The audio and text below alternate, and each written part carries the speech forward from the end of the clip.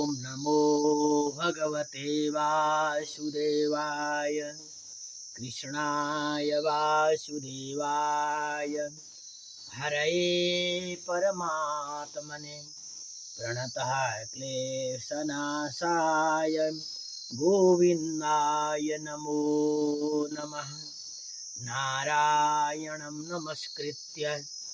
नरं चैव नरोत्तमं देवीं सरस्वतीं व्यासं ततो जयमुदीरयेत्। अथ सप्तदशोऽध्यायः। मैत्रेय उवाच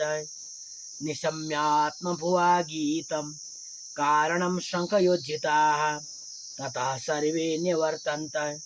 त्रिदिवाय दिवौकसः।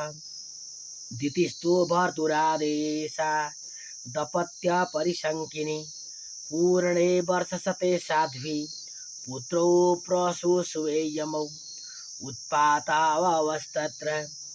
निपेतुर्जायमानयोः दिवि भुव्यन्तरिक्षे च लोकस्योरुभयावहाः सहाचलाभुश्चेलुर्दिशा सर्वाः प्रज्वलुः शुल्काः शासनयः पेतुः केतवश्चार्तिहेतवः बभो वायुः सुदुस्पर्शः फुत्कारानिरयन्मो उन्मूलयन्नगपतिन् न्वात्यानीको रजोध्वजः उद्दशत्तडिदम्भोद घटया नष्टभागणे व्योम्नि प्रविष्ट तमसा नस्मव्यादृश्यते पदम् चुक्रोश भीमनावार्धि रुदुर्मेक्षुवितोदरः शोधपानाः ससरितश्चक्षुभुः शुष्कपङ्कजाः मुहुः भुवन् सराह्वो शशिसूर्ययोः निर्गाता रथनिह्लादा विवरेभ्यः प्रजगिरे अन्तर्ग्रामेषु मुखतो वमन्त्यो वह्निमुल्बणम् शृगालोलुकटङ्कारैः प्रणेदुरशिवं शिवाः सङ्गीतवद्रोदनव दुन्नमय्य शिरोधरां व्यमुञ्चन् विविधावाचौ ग्रामसिंहास्ततस्ततः खराः स कर्कशैः क्षत्तः खुरिर्घ्नन्तो धरातलं खार्काररवसा मत्ताः पर्यधावन्वरूथसः रुदन्तो रासवत्रस्ता नीरादूदपतन्खगाः घोषेरण्ये च पशवः शकृन्मूत्रमकुर्वत् गावोऽत्र सन्नसृग्दोहास्तो यदाः पूयवर्षिणः व्यरुदन् देवलिङ्गानि द्रुमः पेतुर्विनानिलम् ग्रहान् पुण्यतमानन्ये भगणांश्चापि दीपिताः अतिचेरुर्वक्रगत्या युयुधुश्च परस्परं दृष्ट्वान्यांश्च मौतपाताय न तत्तत्त्वविदः प्रजाः ब्रह्मपुत्रा नृते भीता मेनिरे विश्वसम्प्लवम् तावादिदैत्यौ सहसा व्यज्यमानात्मपौरुषौ बभृधाते श्मशारेण कायेनाद्रिपति इव दिविस्पृशौ हेमकिरीटकोटिभिः निरुद्धकाष्ठौ स्फुरदङ्गदाभुजौ गां कम्पयन्तौ चरणैः पदे पदे कट्यासु काञ्चार्कमतीत्यतस्ततुः प्रजापतिर्नामतयोरकार्षिर्यप्राक्ष्वदेहाद्यमयोरजायत त्वं वै हिरण्यकशिपुं विदुः प्रजा यं तं हिरण्याक्षमसूतसाग्रतः चक्रे हिरण्यकशिपुर्दुर्भ्यां ब्रह्मवरेण च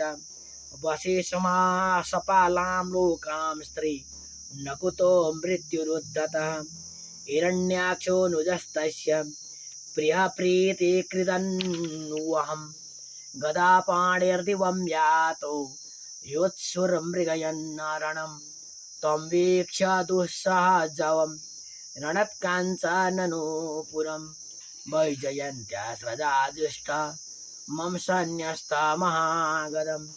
मनोवीर्यवरुत्सिक्त मसृण्यामकुतो वयं भीतानि लिल्लिरे देवास्तार्क्षत्रस्ता इवाहयः सवेति रोहितान् दृष्ट्वा महसा स्वेन दैत्यराट् सेन्द्रान् देवगणाङ्क्षीवा न पश्यन् व्यनददभृशं ततो निवृत्तः क्रीडिष्यन् गम्भीरं भीमनिश्वनं विजगाहे महासत्त्वो वार्धिं मत्त इव द्विपः तस्मिन् प्रविष्टे वरुणस्य सैनिका यादो गणाः सन्नदीयः ससाध्वसाः अहन्यमाना अपि तस्य वर्चसा प्रदर्शिता दूरतरं प्रदुद्रुवुः सवर्षपूगानुददो महाबलश्चरन्मुहुर्मित्स्वसनेरितान्मुः मोर्व्याभिजग्ने गदया विभावरी मासे दिवांस्तात पुरीं प्रचेतसः तत्रोपलभ्यासुरलोकपालकं यादो गणानां वृषभं प्रचेतसं स्मयन् प्रलब्धुं प्रणिपत्य नीचवज् जगाद मे देह्यधिराज संयुगम् त्वं लोकपालोऽधिपतिर्बृहच्छ्रव वीर्यापहो दुर्मदवीरमानिनां विजित्य लोकेऽखिलदैत्यदानवान् यद्राजसूयेन पुरा यजत प्रभो स एवमुत्सिक्तमदेन विद्विषा दृढं प्रलब्धो भगवान् पाम्पतिः रोषं समुत्थं समयन् त्वया धिया रोषं समुत्थं समयन् स्वया धिया व्यभूचदङ्गोपशमं गता वयम् पश्यामि नान्यं पुरुषात् पुरातनात् यशं युगे त्वां रणमार्ककोविदम् आराधयिष्यत्यसुरर्षभेहितं मनस्विनोऽयं गृह्णते भवादृशाः त्वं वीरमाराधविपद्य विस्मयः सहिष्यसे वीरस एष वीरभृतः यस्तद्विदानाम सतां प्रशान्तये रूपाणि दत्ते सदनुग्रहेच्छया। ओम जय जय श्रीमद्भागवते महापुराणे पारमहंस्यां संहितायां तृतीयस्कन्धे हिरण्याक्षदिग्विजये सप्तदशोऽध्यायः।